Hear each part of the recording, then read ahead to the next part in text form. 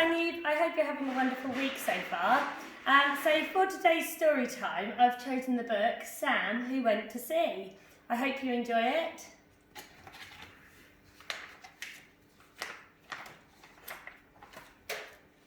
Sam was a river rat who dreamed of the sea. At night, he heard the wind in the cottonwoods and thought of waves breaking on a faraway shore. By day, he hummed sea shanties as he tended his garden or mended a fence. "Better get hammering," old Mr. Barleybean said as he passed by one morning. "Fence looks a little rickety."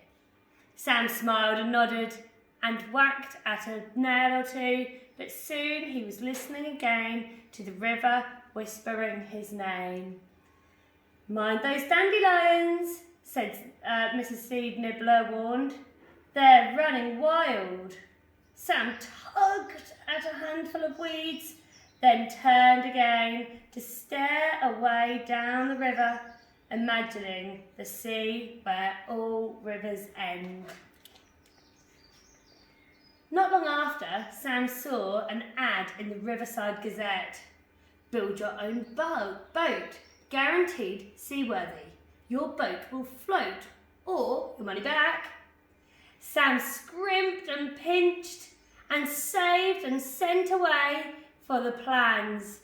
At last the package came. Early next morning, Sam was hammering away in his yard. His neighbours gathered to watch and whisper. "Funny looking shed," said Mr. Barleybean. "It's not a shed," Sam mumbled through a mouthful of wooden pegs. "It's an ocean-going sailing boat." "Sam," said Mrs. Seed Nibbler, "this is a little river, a rowing boat and a canoe river." Sam spat out the pegs into his paw. "All rivers lead to the sea," he said. "I have only to follow this one to its end to find my heart's desire." "Why do you want to go to the sea?" demanded old Mr. Barleybean. "It's in my blood," said Sam.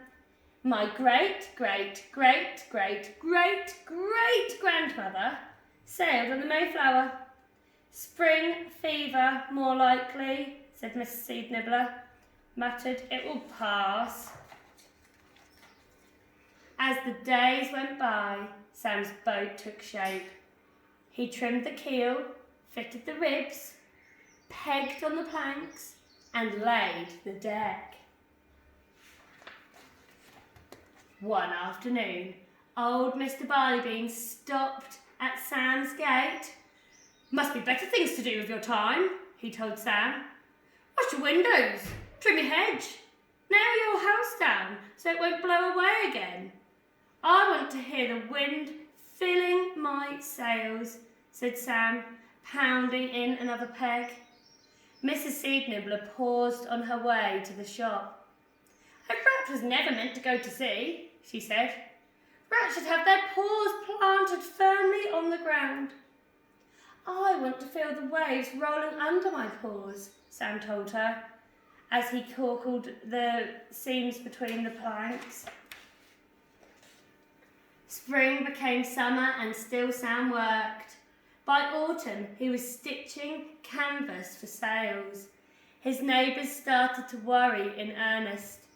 "Don't do it, Sam," said old Mr. Barleybean. "You'll be attacked by wild seaweed." "You'll be swallowed by a shark," said Mrs. Seed Nibbler. "The sea is calling me," Sam said. "It sings to me in my dreams." Winter came. Sam could be seen through the falling snow, sanding the mast of his boat, his whiskers covered with sawdust and snowflakes. By spring the boat was ready. Sam named it the Rat's Paw and loaded it with supplies. His neighbours came to see him off. Mrs. Seed Nibbler gave him a muffler she had knitted. Old Mr. Barleybean gave him spare nails. "The mast looks a little bit wobbly," he said. Sam thanked them all and hugged them goodbye. That's the last we'll see of Sam, they told each other, although in their hearts, they hoped it wasn't true. Sam sailed on down the river and into the sea of the heart's desire. The waves sang under him, storms battered him, the wind pounded his boat, whales spouted, dolphins leaped, and the salt spray matted his fur. At night, he munched salt biscuits and cheese and watched the moon tilt in his sails. Days ran into weeks, and weeks became months, and Sam did not return. Weeds hid the windows of his house, his chimney leaned, his neighbours gave up watching the river for the sight of his mast flying, its bright, brave flag. "Poor Sam," said old Mr. Barleybean, "tangled up in wild seaweed." "Poor Sam," said Mrs. Seed Nibbler, "swallowed by a shark." One day, a passing seagull dropped a note near Sam's house. "Dear friends," Sam's neighbours read, "please do not worry. I am happy. Love, Sam." Far away, out over the water, Sam smiled. He turned the rat's paw seaward and sailed on and on over the wild green waves. The end. Okay, I hope you enjoyed the story. So as it's Friday, I'm going to do the Friday dance for you. I hope you join in too.